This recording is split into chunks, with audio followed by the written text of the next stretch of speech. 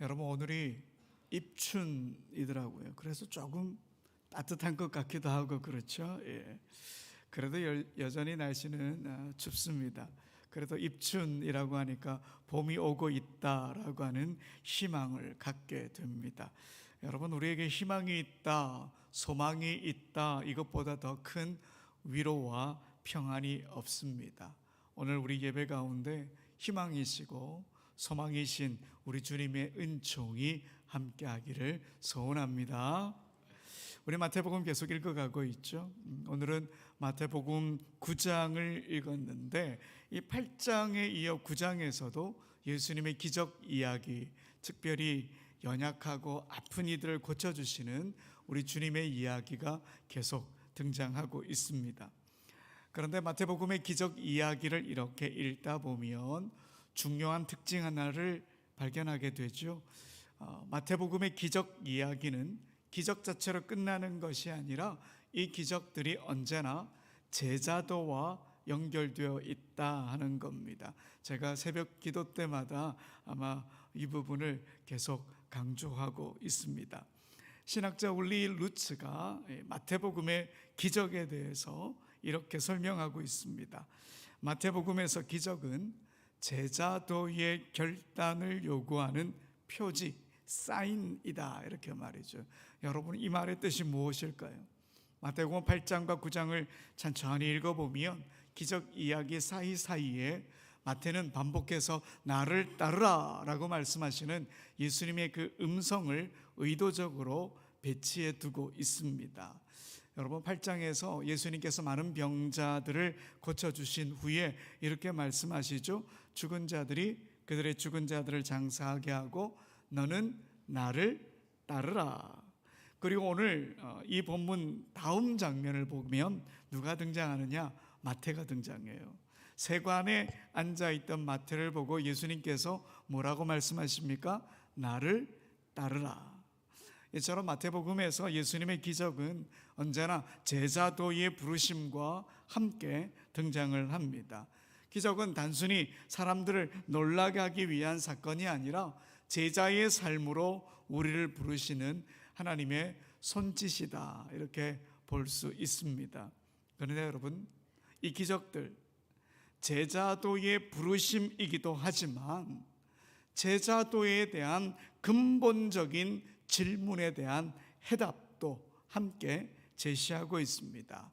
왜 예수를 따라야 하는가? 예수는 도대체 누구이기에 우리가 그분을 따라야 하는가? 이런 근본적인 질문입니다. 마태복음은 이 질문을 회피하지 않습니다. 그리고 이 기적 이야기를 통해서 분명한 대답을 내놓습니다. 예수는 하나님이시다. 그러기에 우리는 그분을 따라야 한다. 그분이 우리를 제자로 부르실 때 우리는 아멘으로 응답하며 순종해야 된다. 이 메시지를 마태복음이 기적을 통해 우리에게 전하고자 하는 것이지요. 사실 이 예수님의 정체성의 문제는 제자도와도 관련이 있지만 초대교회가 세상의 거센 도전 앞에서 반드시 답해야 했던 질문이기도 했습니다. 복음이 온 세상에 전해지기 시작하면서 가장 어려웠던 문제 중에 하나가 예수님을 어떻게 설명할 것인가 하는 것이었습니다. 많은 사람들이 하나님의 존재에 대해서는 사실 그 자체에 대해서는 다 동의하는 편이었습니다. 그러나 예수님의 정체, 특별히 예수님이 하나님이다라고 하는 하나님이라고 고백하는 일에는 결코 쉽게 동의하지 않았습니다. 그런데 여러분, 초대교회를 보십시오. 엄청난 박해 속에서도 교회는 무너지지 않았습니다. 오히려 그들은 생명을 걸고 복음을 전했습니다. 세상 사람들의 눈으로는 도저히 이해할 수 없는 그런 모습들이었죠. 순교까지 마다하지 않는 그들의 모습을 보면서 세상은 질문할 수밖에 없습니다. 도대체 왜 저들은 예수를 따르는가? 이 질문에 대한 대답은 하나밖에 없죠. 예수가 누구시기 때문에? 하나님이시기 때문에. 예수가 하나님이시라는 이 고백 없이는 이 모든 게 설명이 되지 않는 거예요. 그래서 초대교회가 예수님을 하나님으로 고백한 것은 어떤 신학 토론을 위해서가 아니라 그 고백은 제자의 길을 끝까지 걷기 위한 신앙의 고백이었다, 이렇게 말할 수 있습니다. 바로 이 점을 보여주기 위해 마태복음을 비롯한 복음서 기자들은 이 기적 이야기를 기록하고 있습니다. 그래서 예수님의 기적 이야기 이면에는 예수는 누구이신가? 라고 하는 이 질문과 그분은 하나님이시다 라고 하는 분명한 해답이 담겨 있는 거지요. 여러분 8장에 보면 예수님께서 갈릴리 바다에 거센 바람과 물결을 잠잠하게 하신 그 사건이 기록되어 있습니다. 그 장면을 지켜본 사람들이 이렇게 반응합니다. 마태복음 8장 27절 우리 함께 읽어봅시다. 그 사람들이 놀랍게 여겨 이르되 이가 어떠한 사람이기에 바람과 바다도 순종하는가 하더라. 여러분 이 말 속에 무엇이 담겨 있습니까? 사람들이 단순히 놀랐다 이야기가 아니죠. 그들은 지금 예수님의 정체에 대해서 질문을 던지고 있는 거예요. 도대체 이 사람이 누구기에 바람과 바다까지 순종하는가? 기적은 사람들을 놀라게 했을 뿐만 아니라 이런 질문까지 이어지게 됩니다. 그리고 오늘 보면 바로 앞에 있는 사건을 보십시오. 예수님께서 가다라 지역에 귀신 들린 두 사람을 고쳐주십니다. 이 모습을 보고 사람들 또 놀랍니다. 어떤 반응을 했는지 한번 볼까요? 마태복음 8장 34절 함께 읽어봅시다. 온 시내가 예수를 만나려고 나가서 보고 그 지방에서 떠나시기를 간구하더라.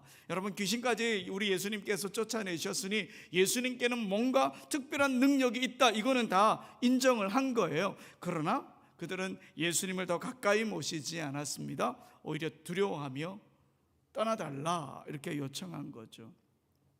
여러분 이렇게 예수님의 기적이 일어날 때마다 사람들은 놀랐고요, 마태는 그 놀람 속에서 예수님의 정체를 하나하나 밝히고 있습니다. 그리고 오늘 본문 중풍병자의 이야기는 예수는 누구인가? 이 질문이 가장 날카롭게 드러나는 장면입니다. 이 기적을 통해 마태복음은 분명하게 선포합니다. 예수님은 하나님이시다. 마치 못을 박듯이 이 사실을 분명히 보여주고 있습니다. 여러분 오늘 이 사건 우리가 잘 아는 사건이죠. 사람들이 중풍병자를 데리고 예수님께 나옵니다. 그 모습을 보신 예수님께서 이렇게 말씀하시죠. 작은 자야 안심하라, 네 죄 사함을 받았느니라. 여러분 이 대목에서 우리가 이상한 부분을 발견하게 됩니다. 왜 예수님은 병을 먼저 고쳐주지 않으셨을까? 왜 죄사함을 먼저 선포하셨을까 하는 거죠. 사람들의 기대를 충족하려면 병을 고쳐주는 게 훨씬 쉬웠을 것입니다. 눈에 보이는 기적이고 즉각적인 반응을 얻을 수 있기 때문이지요. 그러나 예수님은 일부러 죄사함을 먼저 선언하셨습니다. 여러분 그 이유 분명합니다. 육체의 병을 고치는 것보다 영혼의 병인 죄를 해결하는 것이 더 중요하기 때문입니다. 여러분 한번 생각해 보십시오. 지금 병이 낫는다고 해서 그 사람이 다시는 병들지 않을까? 여러분 그건 아니죠. 인간은 육체적 한계를 다 가진 존재이기 때문에 언젠가는 또 병들게 되어 있습니다. 그리고 결국 죽음을 맞이하게 되어 있습니다. 병이 낫는다는 것 분명 은혜입니다. 그러나 그게 영원하지 않는다는 거죠.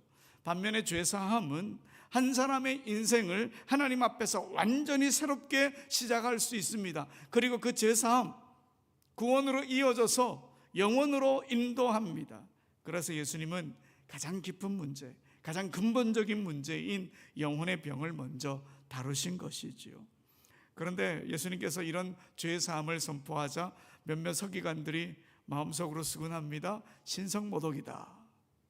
여러분 사실 그들의 말이 완전히 틀린 건 아닙니다. 죄를 사하는 능력은 누구에게만 있기 때문이죠? 하나님에게만 있기 때문에. 여러분 문제는 바로 여기 있습니다.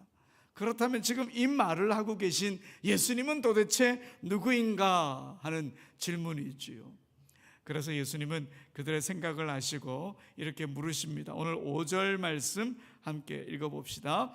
내 죄 사함을 받았느니라 하는 말과 일어나 걸어가라 하는 말 중에 어느 것이 쉽겠느냐? 여러분 한번 생각해 보십시오. 말로만 보면 죄 사함을 선언하는 것이 쉬울까요? 일어나 걸어가라 하는 게 더 쉬울까요? 말로만 보면 죄 사함을 받았다가 더 쉽잖아요. 왜요? 우리 눈이 안 보이니까.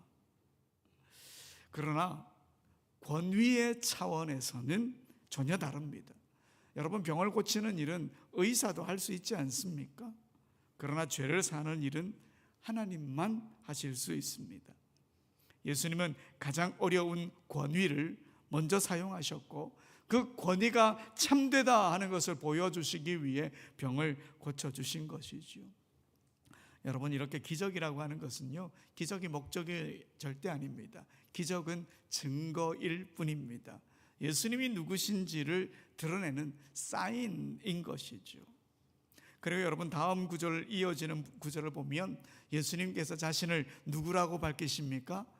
인자다. 여러분 9장 6절을 보십시오. 그러나 인자가 세상에서 죄를 사는 권능이 있는 줄을 너희로 알게 하려 하노라.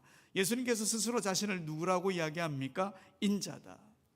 여러분, 인자 히브리어로 보면은 벤 아담입니다. 사람의 아들 이런 뜻입니다. 그래서 얼핏 들으면 예수님께서 자신을 낮춰가지고 단지 인간이다 이렇게 자신을 밝히시는 것처럼 보입니다. 그러나 이 표현은 자신을 인간이다라고 밝히는 것이 아닙니다. 구약 성경 특별히 다니엘서 7장 가보면 이 인자라고 하는 말이 전혀 다른 의미로 사용됩니다. 다니엘은 환상 가운데 하늘의 권세와 영광을 받은 종말론적인 메시아를 만나게 되는데 그 메시아를 어떻게 기록하고 있느냐? 인자 같은 이 이렇게 묘사하고 있습니다. 여러분, 다니엘 7장 13절의 말씀 함께 읽어봅시다. 내가 또 밤 환상 중에 보니 인자 같은 이가 하늘 구름을 타고 와서 옛적부터 항상 계신 이에게 나아가 그 앞으로 인도되매. 아멘. 여러분, 여기서 인자는 연약한 인간을 가리키는 존재가 아닙니다. 하늘의 권세를 받고 하나님의 통치를 위임받은 존재, 곧 하나님의 모습으로 등장했다는 것이죠. 그러기에 예수님께서 자신을 인자다 이렇게 부르신 것은 자신을 낮춰가지고 나는 단지 인간이야 이렇게 말씀하신 게 아니라는 거예요. 하늘의 권세를 받은 존재로서 스스로 자신을 드러내시는데 하나님과 같은 존재다라고 하는 것을 밝히시는 것이죠.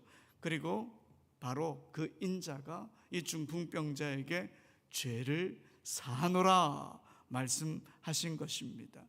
여러분, 본문의 서기관들이 말한 것처럼 죄의 용서는 하나님만 하실 수 있습니다.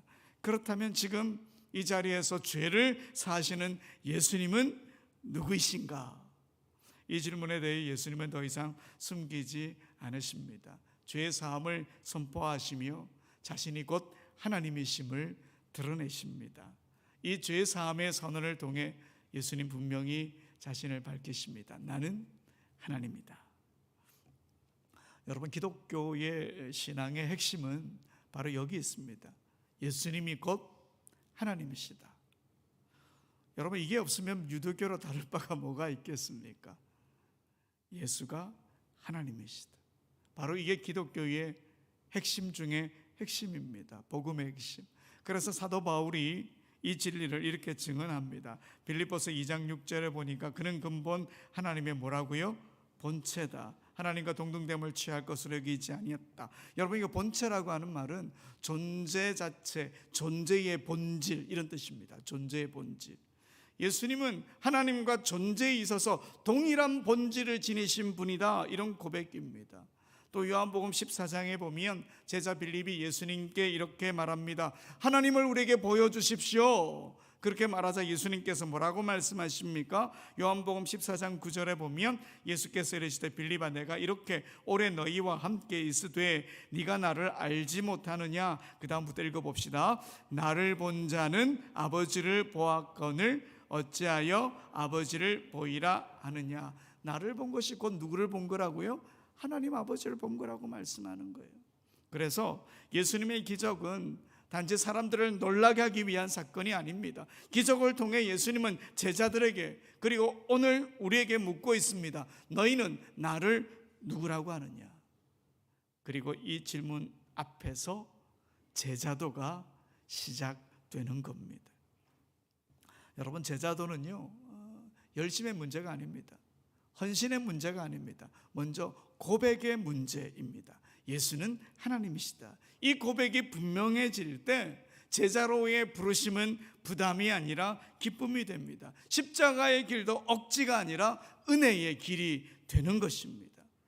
여러분, 초대교회 예수님의 정체성을 그렇게 집요하게 설명했던 이유가 바로 여기에 있습니다. 그 고백이 없이는 모든 것을 버리고 따를 이유가 없었기 때문이지요. 그리고 그 고백이 있었기에 그들은 박해 속에서도 물러서지 않고 생명을 내놓으면서도 하나님 나라를 향해 달려갈 수 있었던 것입니다. 사랑하는 여러분, 기독교의 신앙의 핵심은 단순합니다. 예수님은 누구라고요? 하나님이시다. 그리고 그분이 우리 죄를 사하시고 우리에게 영원한 생명을 주시고 부활의 첫 열매가 되셨다. 바로 이것입니다. 이 하나님이신 예수님, 오늘도 우리의 삶을 주관하시고 우리와 함께 하시며 우리가 상상한 것보다 더 깊고 더 크신 은총과 긍휼로 우리를 돌보십니다. 이 땅을 제자로 살아가는 우리 모두에게 이 고백을 하라고, 이 고백을 다시 붙들고 신앙의 걸음을 걸어가라고 우리에게 말씀하십니다. 예수는 하나님이시다. 이 고백 위에 하나님 나라를 향해 기쁨으로 달려가는 우리 모두가 되길 간절히 소원합니다. 우리 함께 찬양합시다. 예수 사랑합니다 고백하며 나갑시다.